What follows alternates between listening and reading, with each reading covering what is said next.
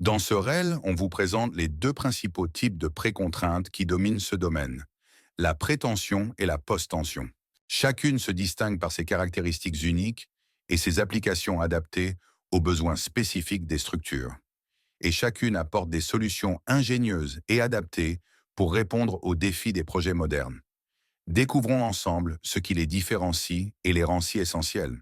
La précontrainte par prétention est une méthode simple et largement utilisée, en particulier dans les usines de préfabrication. Elle repose sur un processus ingénieux qui commence avant même le coulage du béton. Tout d'abord, des câbles ou fils en acier à haute résistance sont tendus fermement sur un moule. Une fois cette étape terminée, le béton est coulé avec soin autour de ces câbles.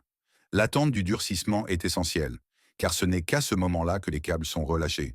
Ce relâchement transmet une compression au béton, le renforçant contre les forces de traction qu'il pourrait subir en service. Avantage, la prétention est très économique, en particulier pour la fabrication en série d'éléments répétitifs, tels que les poutres, les dalles ou encore les traverses de chemin de fer. De plus, la production en milieu industriel permet un contrôle précis de chaque étape, garantissant une qualité optimale. Inconvénient, cependant, cette méthode présente une limitation majeure. Elle est adaptée principalement aux éléments de petite ou moyenne taille et de forme linéaire. Cela s'explique par la contrainte de devoir tendre les câbles directement sur place, ce qui la rend moins flexible pour des structures plus grandes ou complexes. La précontrainte par post-tension, quant à elle, offre une flexibilité bien plus grande et est réalisée directement sur le chantier. Elle suit un processus légèrement différent, mais tout aussi efficace. Avant de couler le béton, des gaines creuses ou tubes sont placés dans le coffrage. Une fois le béton durci, des câbles en acier sont insérés dans ces gaines. Ces câbles sont ensuite tendus à l'aide de vérins hydrauliques et une fois la tension atteinte, ils sont ancrés pour maintenir cette force.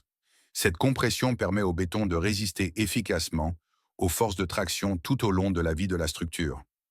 Avantage, la post-tension est idéale pour les structures nécessitant de grandes portées, comme les ponts, les viaducs ou encore les dalles longues.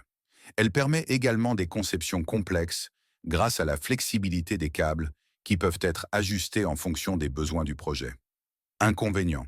Cependant, cette méthode demande des équipements spécifiques tels que des vérins et des systèmes d'ancrage, ce qui peut augmenter les coûts. De plus, elle exige un contrôle rigoureux sur site pour garantir une mise en œuvre correcte.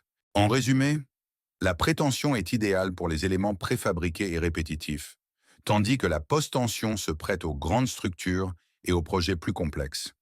Le choix entre ces deux types de précontraintes dépendra toujours des exigences spécifiques du projet, des contraintes budgétaires et des performances attendues.